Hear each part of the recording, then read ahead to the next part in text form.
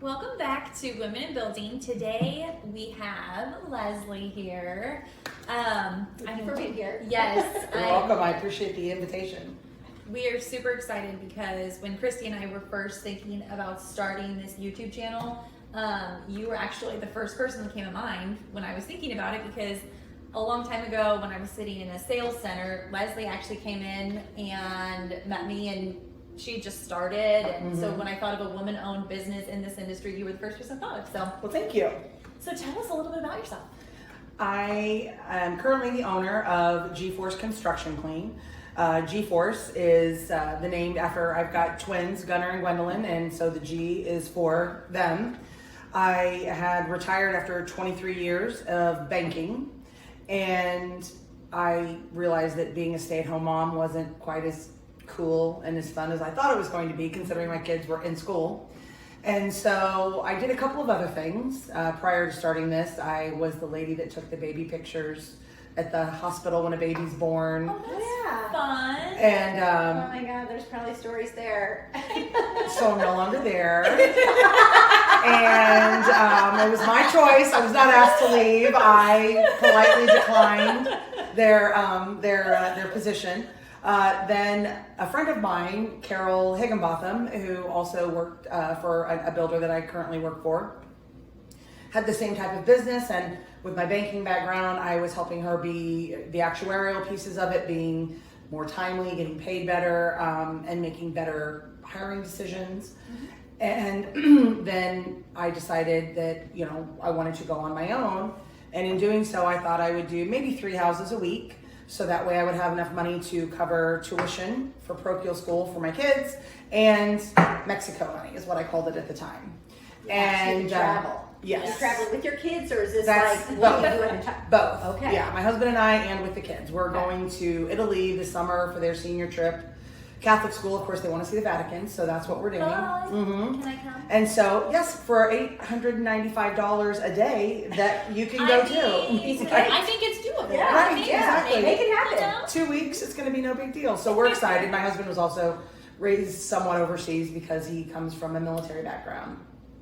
So we're going to see some of the places where he grew up as well. Fun. So I have questions, because this is quite a story. Mhm. So you went from banking, you retired from banking? Yes, I Thinking started that you were just gonna raise your babies? and do first of all, I was on the road facilitating for the bank, and my husband and I was gone 40 weeks of the year. And my husband said, "Yeah, you're not leaving me here with one kid, much less two." And so I stepped back from a traveling position to be in the offices. And I managed private label retail, which Citibank had at the time, Home Depot, and different gas cards and things like that. And then I went into the student loan portfolios, typically facilitating the collection piece and the sales piece of additives for your loans and things like that. And then after that, I decided that I was going to be a stay-at-home mom because this is me all the time, one cup of coffee. And so there was no way that was going to happen. Yeah, this is very low energy. Right, this is very low energy for me. And when I'm like this from when I wake up, so I put my head on the pillow. So then I decided that I would just do this and do maybe 3 homes a week with, like I said, my children were in a small Catholic school. We'd drop them off. All the moms would meet over in the corner, and 3 times a week I thought we would go out and maybe do 2 houses. And it turned into now, about 10 years later, it's been almost 10 years, and probably close to 20-something thousand houses later, we are working 5 days a week.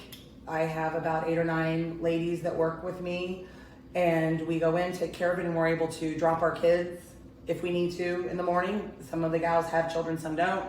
But the business model was set up so you could drop off your kid and you could pick them up every day. Nice. That's amazing. And so it was geared towards women. Not that I only hire women, but it's very conducive to mom. Yeah. Being mom. My marketing line every time I put something out that I want to hire somebody new is, would you like to make your target run more fun?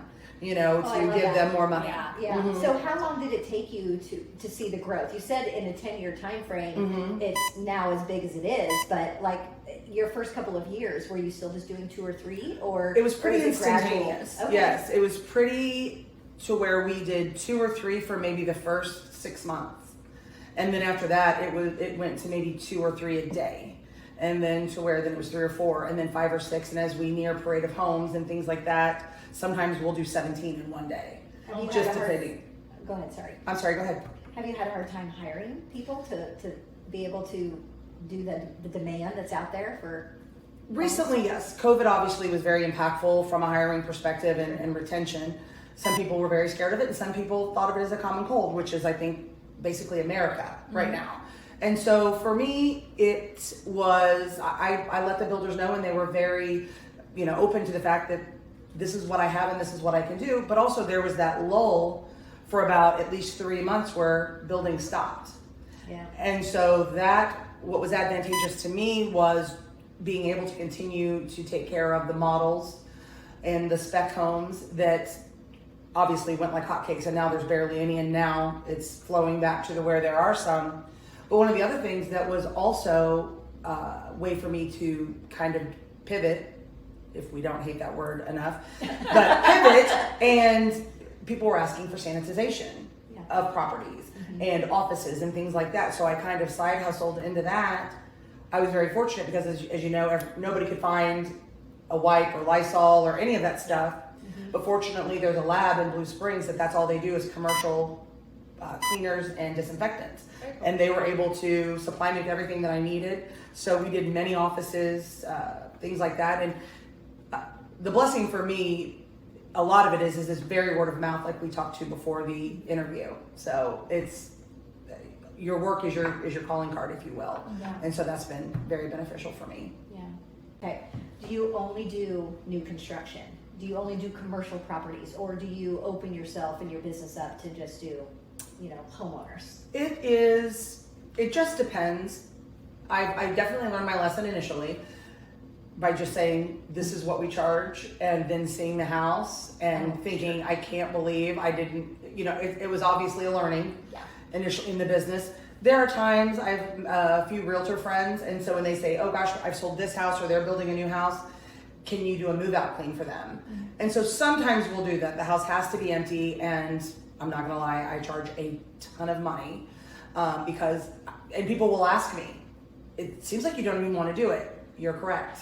I do not want to do it. But I will for this price. Yes, the gentleman that you got the bar stools from had asked me to clean, and they said, well, we need you to do the mini blinds, and I said, okay, they're $7 a piece. Well, there's 20 of them. Correct. That will be $140. Well, that sounds like you don't even want to do it. Correct. We I do call not want that to a do it. pain in the bum Exactly. in our industry. Exactly. So I will, of course, do it, but it will be $980. And so they politely declined, and I was fine with that. Okay. Because the ladies that work for me, that's what we do, is brand new. And the struggle that we face when we go into a home that is owner occupied is we're used to perfection. There's not a chip in the baseboard. There's nothing wrong because the homes are brand new, and you don't have that. And we oftentimes spend so much time trying to achieve that unachievable. So Makes sense. yeah, so yes, the answer to your question is no. We do a few offices, but other than that, it's all brand new homes or sometimes renovations or remodels and things like that. Yeah. Okay, very cool.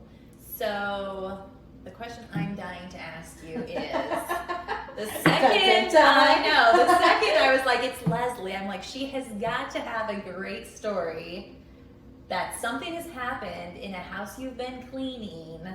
Even though it's new construction, I feel like you've probably seen it all. Yes. What is something? Well, this is something that was a complete malfunction on my behalf. So, we as ladies are blessed to be inside the homes with finished restrooms. Yeah. And we don't use the Flushable. portalets, Uh-huh. right? We don't use the portalets on site because number one, we don't use the restroom standing up typically, and we have everything we need to clean them. Yeah. So I tell the ladies that work for me, you can use it, just make sure you clean it. So I was flying into a subdivision, and I had to go so bad. I go running up, do the keypad, run inside. Oh, I made it. I look around. There's a toothbrush. There's a razor blade. The new homeowner had not changed the garage code from the original garage code, so I was in an owner-occupied home just using the ladies' room. Did they find you? No, they weren't home. They were I guess, and I just started looking around like, oh my gosh, there's a big wheel, and for freaking out and I hurry up and got out of there. And so, yeah, a lot of guys that work for that builder that have been around for a while all know that story. So what is the lesson you learned from that? First of all, be aware of your surroundings, because I would have noticed that there was an alarm sign in the yard. There was also a bike on the front porch. That is not typical staging apparatus for. Well, yeah. but we all know when you gotta go. You gotta Right, go. that's just all there was to it. I was like, and that's what I thought is, I'm literally going to be caught with my pants down, 100%. And I just thought, please, sweet baby Jesus, don't let anybody walk in here, and I was able to finish up. And I did clean their bathroom. Oh, that was and then nice. left. That So was nice. bonus, and I left a note that said your bathroom has been used. Sorry.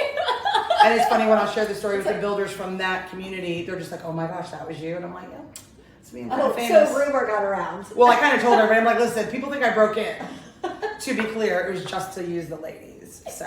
And I thought it was a mod. Right. And I cleaned their bathroom, no charge. Yeah. So. You're welcome. Yes. That's a Yes. great story. Yep. So. Well, before we end, do you have any advice for women at home that are watching this right now that are thinking maybe they want to start a cleaning business or they want to get into this industry? Do you have any advice for them? The most important thing that I would say, because one of the biggest things, no one ever really gave me advice. The one thing that people said to me is, Leslie, you don't want to get into that because nobody will pay you. And the best thing for me that I think was the most advantageous to us as a group is the women that worked for me didn't care if they worked 2 days or 5 days a week. They also were very understanding and felt as though, and had a very big allegiance to me, and they still do, and because we are all great friends. And they trust me. And with that being said, when I go into a builder, I'm very explicit of, we will quit cleaning if you don't pay me. Mm-hmm.